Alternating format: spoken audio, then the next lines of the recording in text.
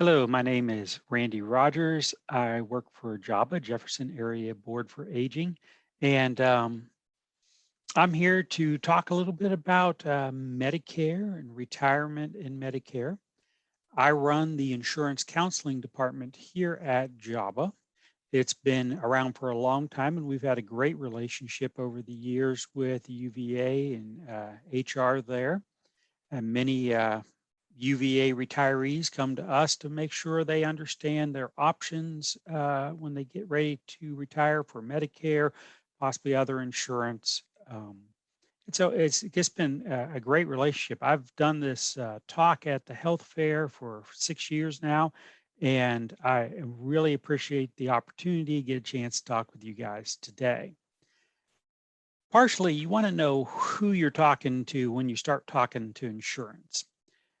I'm not an insurance agent. I'm not a broker. I'm not involved with any insurance company. In fact, the program that I run is part of the federal program called SHIP, the Senior Health Insurance Assistance Program. Also, on the state level, that boils down to VICAP, Virginia Insurance Counseling and Assistance Program. This is a service provided by the government to give you unbiased advice and counseling when it comes to Medicare and related insurance things. So we don't have any dog in the race. We're not trying to sell anybody, and we will not recommend anybody to you to go to for a broker. So that's part of us saying completely unbiased. And it's a bit refreshing to have somebody talk to you who isn't trying to sell you something. So that's good. So let's talk a little bit about Medicare. It's the basic Medicare. Original Medicare is set up with Part A and Part B. That's your hospitalization in very general terms with Part A. And Part B is your medical, the workhorse, the doctors, the tests, therapy, all kinds of things. That's really the workhorse of things. So A and B, if we talk about them in very general terms, we're looking at they pay 80% of the medical bill. And then you're responsible for 20% of the medical bill. So you go to the doctor for $100, you owe $20, $1,000 test, you owe $200. The thing with Medicare is there's no out-of-pocket cap. So it keeps going. You have a long stay in a hospital and then some serious rehab afterward, and it's a $100,000 bill. That's $20,000 on you. But don't worry, there's ways to handle that 20%. That's where we get into what's known as a Medicare Supplement plan or a Medigap plan. These are private insurance plans, but they are regulated by the government.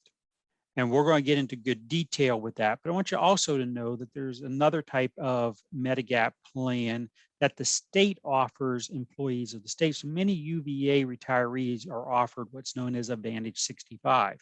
And we'll talk in great length about Advantage 65 a little later, but it is a Medigap policy with a few bells and whistles. So we got A and B, and we've got your Medigap or Medicare Supplement plan, interchangeable words there. And then you got your Part D prescription plan. It is separate from the rest of it because it was added later to Medicare.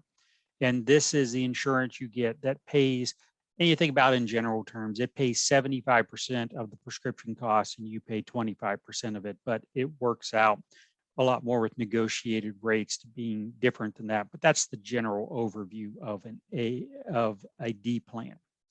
Now, all of that setup is called Original Medicare. And most people in the state of Virginia are on Original Medicare. Medicare Advantage is a different way for you to get your Medicare benefits. What happens is it takes everything from the left-hand side, the A, B, and D, wraps it all up and hands it over to an insurance company to manage. So now you're not necessarily dealing with federal Medicare, you're dealing with a particular insurance company's Medicare insurance policy for you. It works very different than Original Medicare.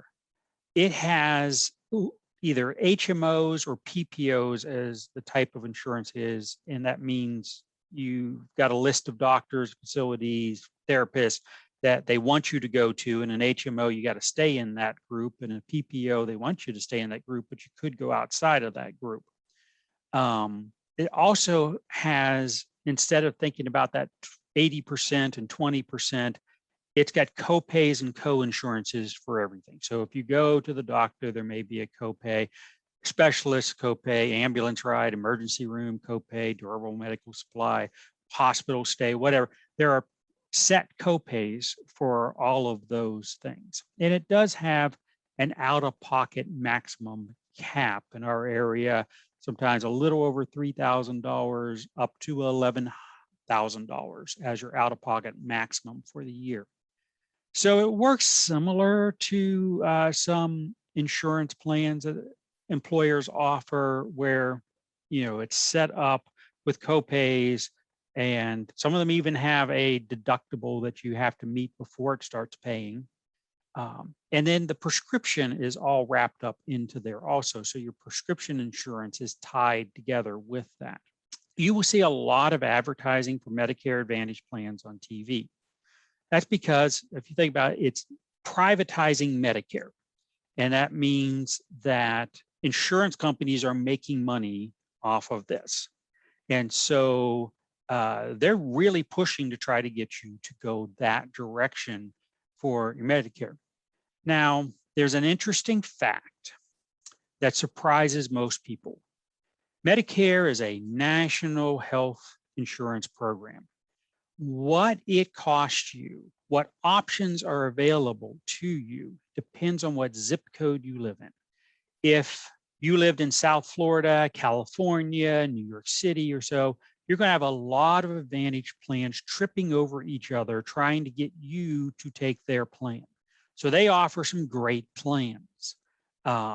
In other places in the country, and us being one of them, the Medicare Advantage plans are not as good as the ones in other places. So you don't have the option of getting them. So the TV commercial will say, call to see if you have, if these great benefits are available to you. Well, they're not.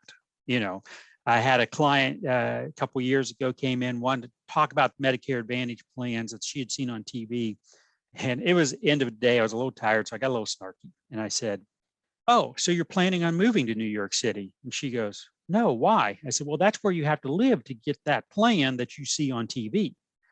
Now, Medicare Advantage plans in our area have gotten slightly better over the last 2 or 3 years. But if you think about it in this way, the national average, people who are on Medicare Advantage plans, Medicare beneficiaries, is about 38% of Medicare beneficiaries are on an Advantage plan. In the state of Virginia, for people who have aged into Medicare, 65 or older, 4% are on Medicare Advantage plans. It just kind of tells you what sort of options available to you in a Medicare Advantage plan here when everybody else, 96% of people 65 or older on Medicare are on original Medicare or some form of it. So it's not that a Medicare Advantage plan might not be right for you. There are advantages to it. It's called an Advantage plan, but you want to be very sure about several factors before you go into a Medicare Advantage plan. One is making sure that everybody you're going to see is in network with that. There are some plans who cover UVA, but not Centera, and some cover Centera, not UVA. And we always jokingly say is, if you've got one of those plans, make sure they take you to the right hospital when they pick you up in the ambulance, because if you're at the wrong one, they're not going to pay for it. So you got to be very careful about that. And that's where you're going to have an individual talk with one of our counselors to kind of really dig down deep into the option if a Medicare Advantage plan is something you want. Now, I talked about Medicare Supplements over on original Medicare, and that the state offers a supplement called Advantage 65. Advantage 65 is not a Medicare Advantage plan. It was around and named long before Advantage plans ever came into being. And it's sort of like when The federal government said, we're going to have these new Medicare Advantage plans. The state said, we had the name first, we ain't changing it. So don't get confused that Advantage 65 is not a Medicare Advantage plan. So let's come back and get a little more details here. I want to talk about the Medigap policies back on original Medicare. So we got A and B. They're basically, they're paying 80% of the bill, and you're going to get an Advantage plan. Or I'm sorry, you're going to get let me start that one over. So you got A and B, and they're basically paying 80% of the bill. And then you've got a Medigap policy you're trying to use it to pick up the other 20%. So that Medigap policy, there are different types of Medigap policies. They're all lettered in different letters. And so each letter does a different thing. Now, most people nowadays are going with G plans. Some people are going with N plans. Now, G plans are pay for that 20%, with the exception of one thing. And that is that Medicare Part B has a deductible that you have to pay before Medicare kicks in. And that is $204.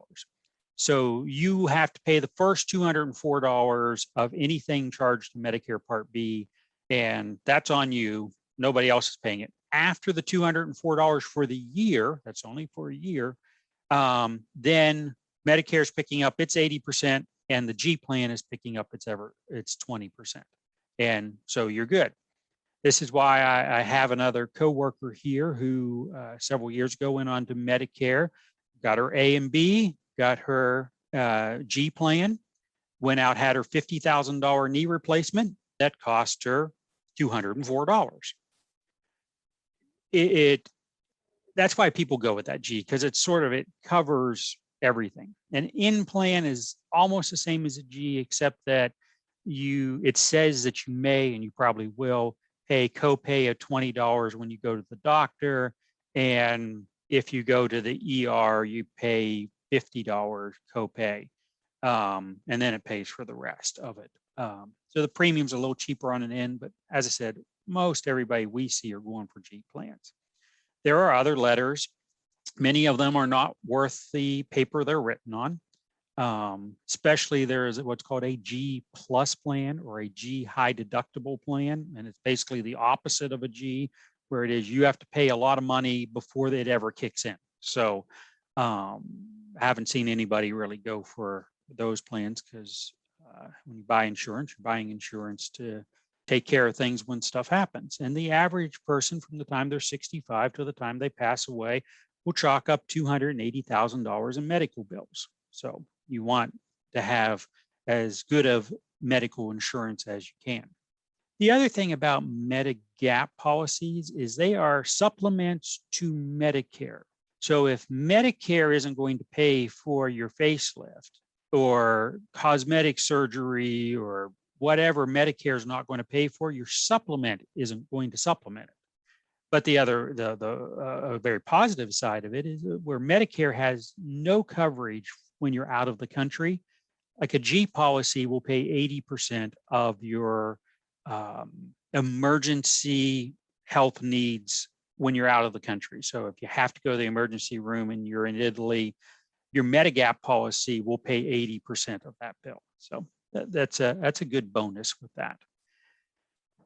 So that's basically the generality of Advantage plan. So you pay a company a premium to have coverage, moving it from Medicare, covering 80% of it, to with the gap policy, it's basically covering 100% of it outside of the Part B deductible of $204.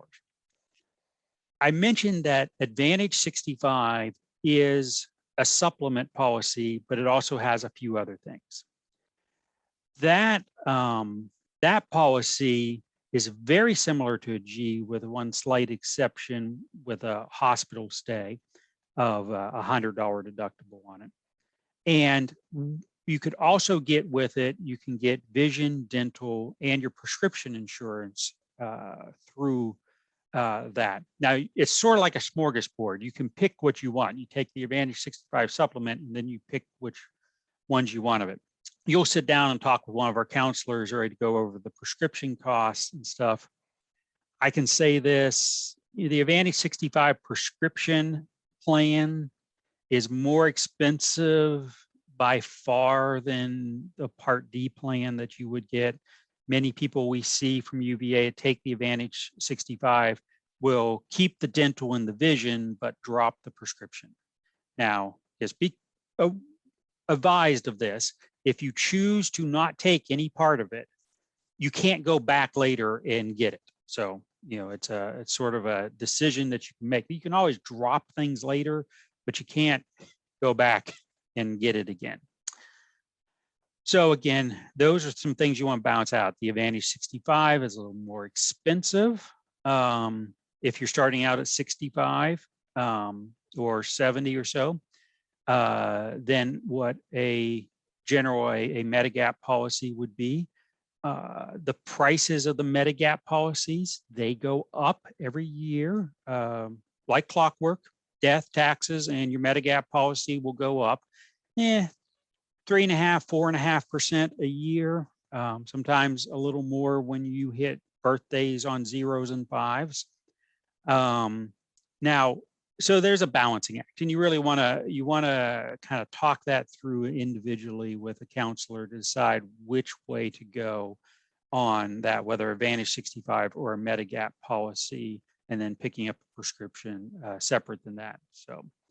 So it all depends on your situation and what your usage is of that.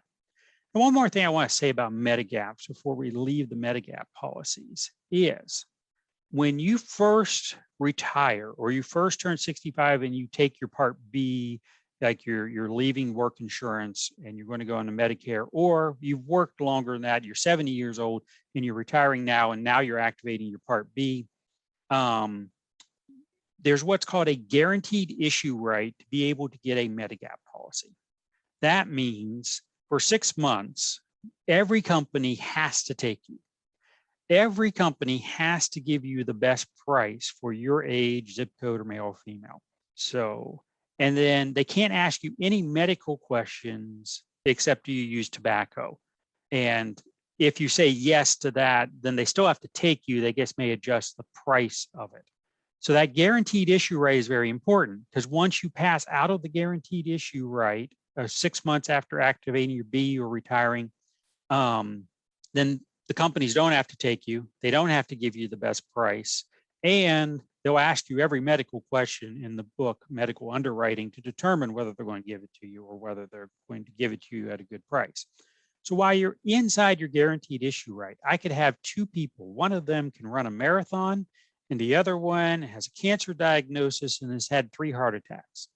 They will get exactly the same price starting out. Let's just say it's $105, $110. They both get $110. Every year, that'll go up by 3.5%, 4.5% or so.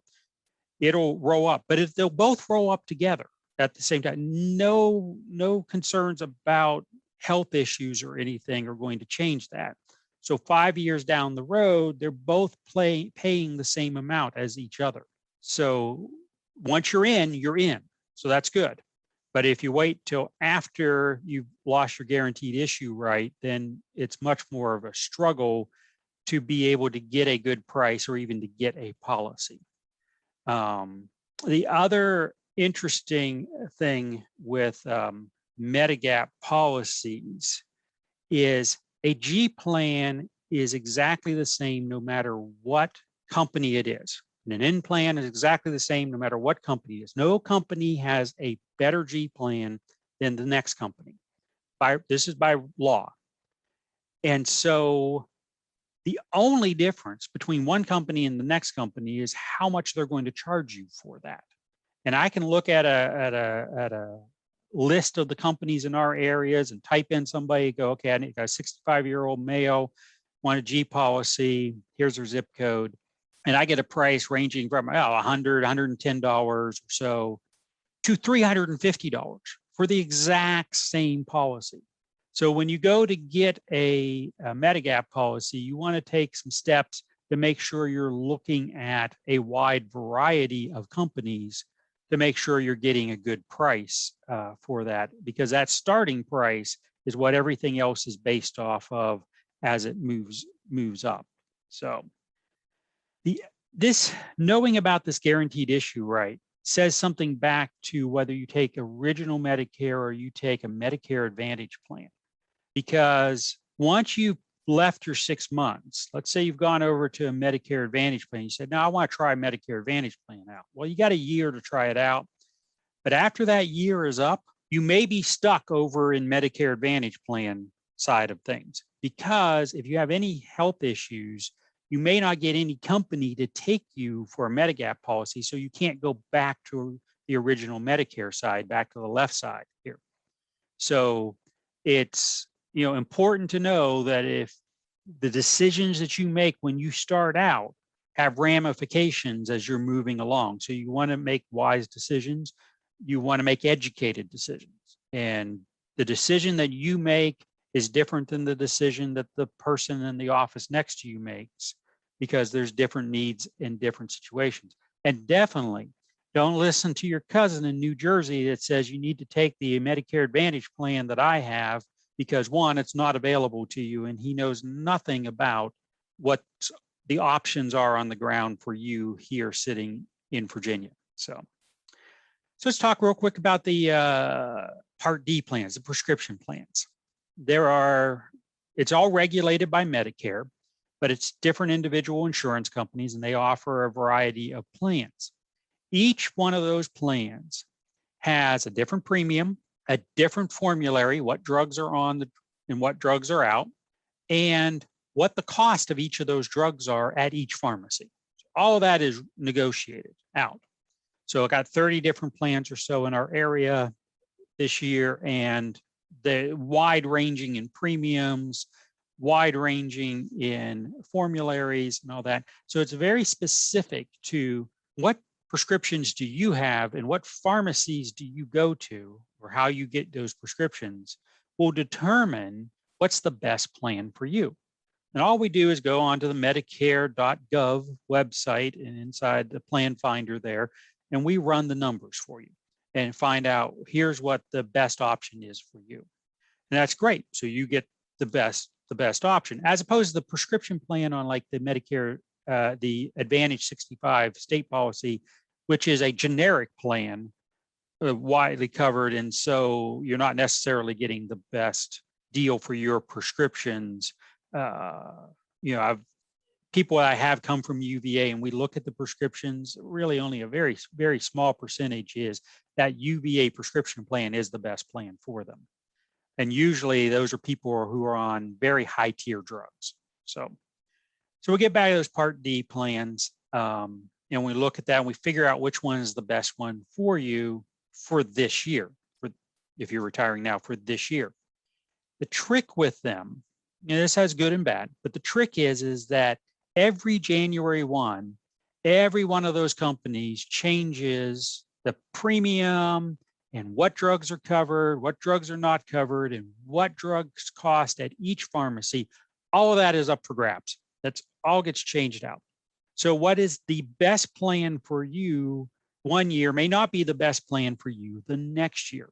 Had a guy come in here when I first started saying, oh, I don't know why I came in here to look at the plan for next year. I've had the same plan every year for 10 years. And my wife sent me down here. I just don't know why I'm doing it. I said, well, you haven't had the same plan. You've had 10 different versions of that plan.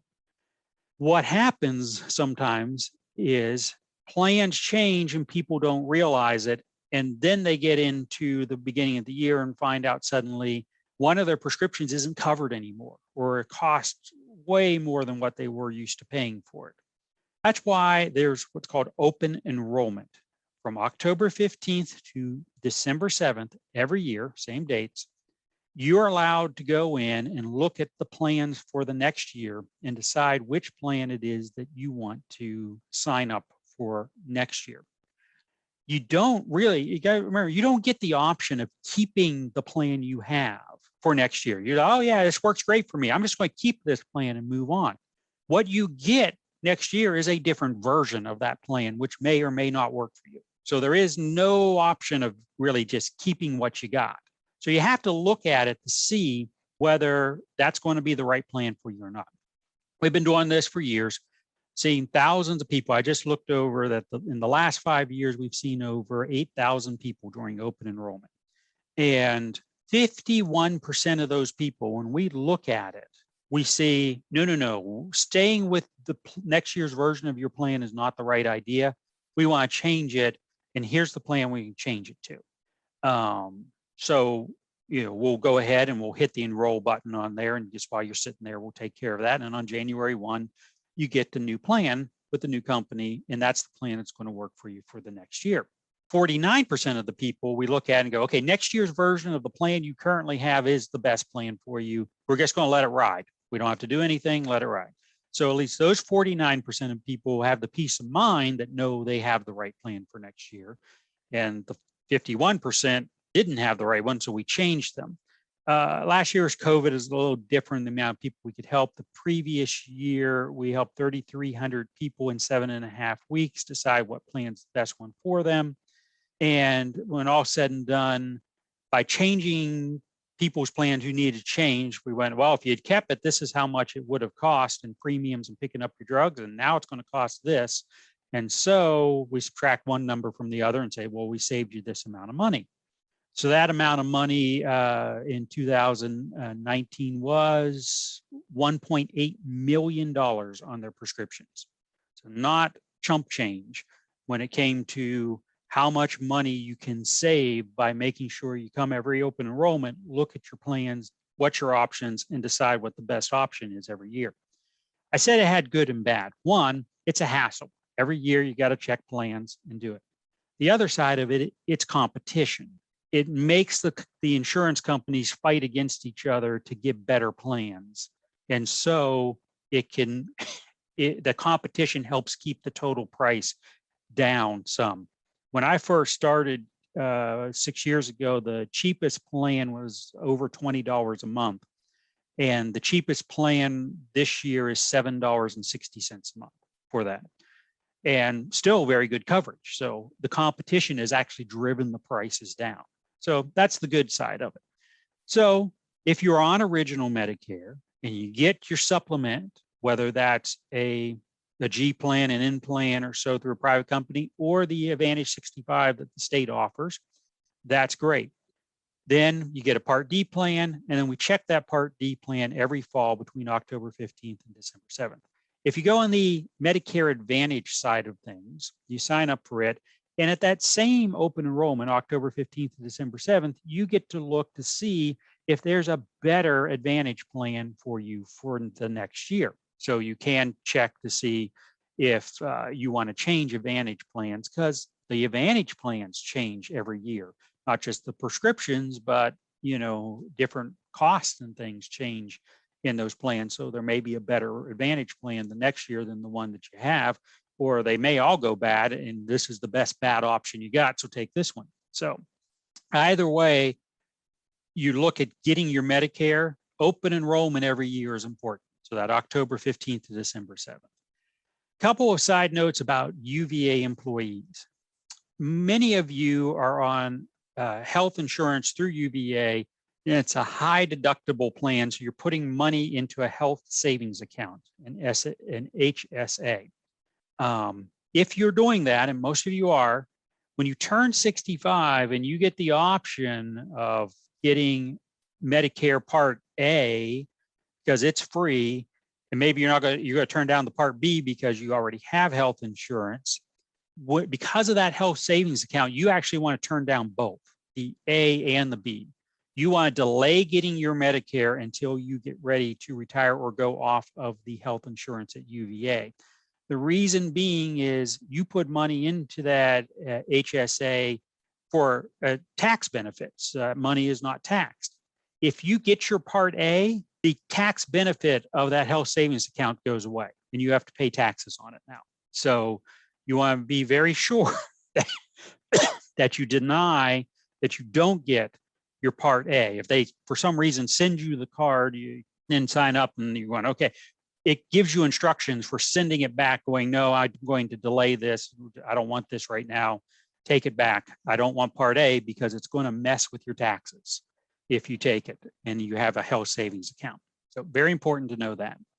Also, we partner with different places too that help us. One of them being is the Senior Medicare Patrol, and there's an office out of Richmond, and they keep track of Medicare fraud and let us know on that.